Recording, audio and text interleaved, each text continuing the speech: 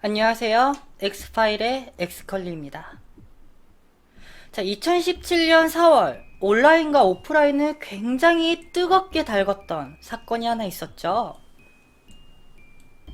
바로 인천 둔촌동 8세 여아 살인 사건인데요. 사건 발생 후 이 국민들은 굉장히 충격과 공포에 빠질 수밖에 없었는데 그와 동시에 분노도 굉장히 표출하게 됩니다.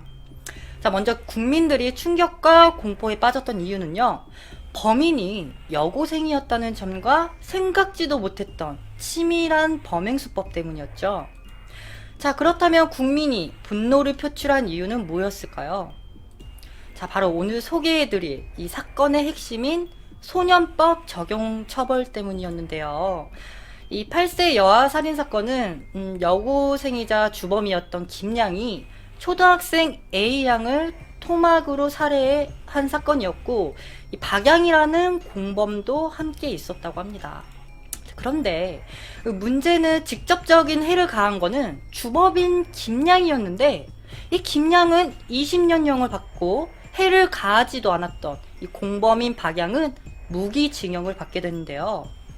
그 김양은 왜 20년형을 받고 박양은 왜 무기징역을 받았을까요? 보니까 김양은 이제 소년법이 적용되는 나이에 해당이 됐고, 공범이었던 박양은 소년법 적용이 되지 않는 나이 때문에 이 둘의 형은 달랐다고 합니다. 결국 국민들은 경악을 금치 못했죠. 그렇죠. 그래서 이때부터 국민들은 소년법을 폐지해야 된다는 소리를 굉장히 높였었죠. 사실 그 전부터 우리 뭐 밀양 여중생 집단 성폭행 뭐 이런 사건부터 해서 많은 사건들로 인해 이제 소년법 적용에 대한 항의가 굉장히 빗발쳤었는데요. 하지만 국민의 소리는 늘 묻히기 바빴었죠. 자, 어쩌면 그래서 제 영상 중에 소년법 이대로 괜찮을까요? 라는 영상에 나온 그 웹툰이 더 와닿지 않나 싶기도 합니다. 자, 그런데 이번 인천 8세 여아 살인사건의 논란이 식기도 전에 또 한 번의 소년법 적용이 도마 위에 오르게 됐는데요. 이번엔 폭행 사건이에요. 그냥 단순한 폭행이 아닌 살인에 가까운 폭행 사건이요. 자, 오늘 사건 굉장히 충격적이니까 여러분들 지금 냉수 한 잔 떠오시는 게 좋을 것 같습니다. 분통 터지거든요. 자, 그럼 엑스파일 지금 시작하겠습니다.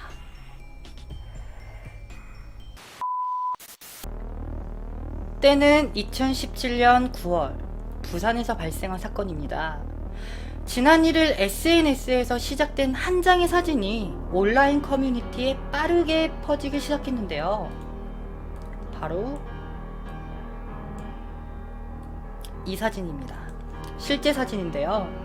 모자이크 처리됐지만 딱 봐도 피투성이가 된 듯한 그런 모습인 것 같죠? 맞습니다. 당시 피해자는 피투성인 상태였어요. 자, 먼저 피해자를 A양이라고 칭하고 말씀을 드리자면 A양의 나이는 고작 15살, 중학교 2학년 밖에 되지 않은 친구였는데요. 어쩌다 이 친구는 이런 모습을 한 채 사진까지 찍히게 된 걸까요? 그리고 대체 누가 이 A양을 이렇게까지 피범벅으로 만들어 버렸을까요? 자,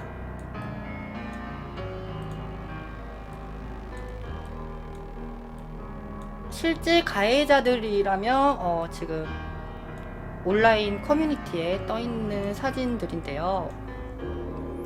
자, 가해자들 신상은 이미 무작위로 여기저기 퍼져 있는 거 여러분들도 알고 계시죠? 저는 모자이크 사진으로 준비했습니다.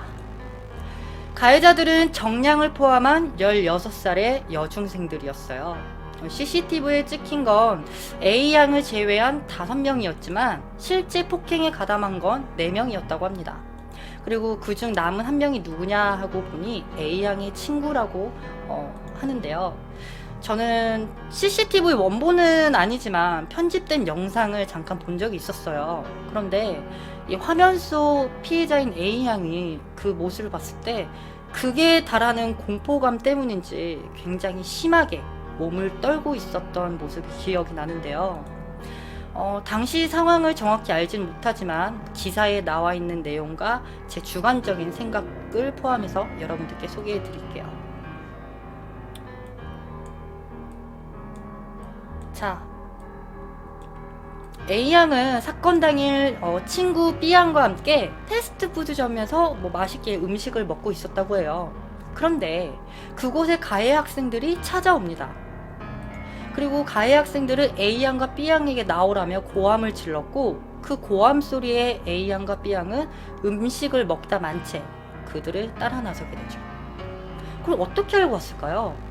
어떻게 알고 왔냐 하고 확인해 보니까 이 가해 학생들이 A양과 B양의 뒤를 쫓아다녔었다고 합니다. 자, 이후 가해 학생들은 밖으로 나서는 순간부터 A양을 무차별적으로 폭행했고, A양은 폭행이 이루어진 그 장소까지 끌려가는 동안에 많은 이들에게 목격이 되었다고 해요. 심지어 길 한복판에서 이렇게 폭행을 당했을 때도 주변에는 사람들이 있었다고 하는데요. 문제는 그 상황을 지켜보던 사람들이 저거 신고해야 되는 거 아니야? 자기 어떻게 해? 그러니까 신고해야 되나? 라고 말만 던졌을 뿐 그 어느 누구도 신고를 해준 사람은 없었다고 합니다. 자, 결국 8시 30분경 A양은 어두운 골목으로 들어서게 되고, 이후 가해 학생들은 경악을 금치 못하는 범행을 저지르고 마는데요. 먼저 A양의 안면을 구타했고, A양에게 야, 너 무릎 꿇어. 빨리 안 꿇어? 하고 A양이 무릎을 꿇은 동시에 A양의 안면을 발로 가격하는가 하면 어디서 구했는지 의자와 소주병으로 A양의 머리를 내려칩니다. 그런데 이걸로 끝이 아니었어요. 자, 끝이 날카로운 쇠파이프를 또 어디서 구했는지 A양의 머리를 수차례 강하게 내리치고 건강 음료병으로도 몇 차례 A양의 머리를 내려쳤다고 합니다. 그런데 여기서 정말 잔인한 게 있는데요. 이 건강음료 아랫부분 있죠. 근데 그 부분이 깨지지 않는다는 이유로 깨질 때까지 A양의 머리를 내려쳤다고 합니다.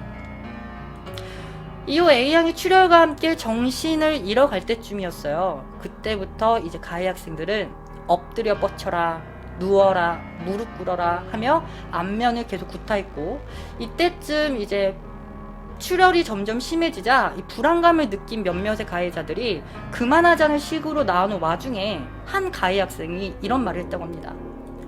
야, 그러면 기억 못할 때까지 때리면 되지. 나 피냄새 너무 좋아. 더 때리자. 라는 발언을 하며 계속해서 폭행을 했다고 합니다. 이후로도 계속 폭행을 이어졌고요. 이 폭행을 범하던 중 자신들 옷에 피가 튀기게 되잖아요. 이미 피 범벅이 되어 있으니까. 그런데 피가 조금이라도 튀게 되면은 더럽게 왜 피를 튀기냐며 또 구타했고요. 거의 사망에 가까워진 A양을 보고선 어차피 살인미수인데 더 때리자라는 그런 발언과 함께 계속해서 범행을 저지르게 됩니다. 자, 그런데 폭행으로도 좀 모자랐는지 A양에게 야, 내가 지금 여기 남자 불러줄 테니까 너 여기서 그거 해봐 라며 이 A양에게 이 성관계를 요구하는 그 모욕감을 주는가 하면 정말 말도 안 되는 제안을 이때 해요. 만약에 불러준 남자와 그 자리에서 성관계를 할 시에는 그럼 우리가 풀어줄게 라는 어처구니 없는 제안도 건넸다고 합니다. 이 발언에 A양은 당연히 거부 의사를 표했고, 가해자들은 이제 거부 의사를 받는 동시에 약간 자신들을 좀 만만하게 봤다고 생각을 했던 것 같아. 그렇게 느꼈는지 또다시 안면을 구타했다고 해요. 자, 이날의 폭행은 무려 1시간 30분 이상 벌어졌고요. 결국 A양은 과다출혈로 그 자리에서 쓰러지게 됩니다. 그런데 정말 다행인 건 이 지나가던 주민에게 발견돼서 무사히 병원으로 이송이 됐는데요. 만약에 아무도 이 A양을 발견하지 못했다면 A양은 지금쯤 어떻게 됐을까요?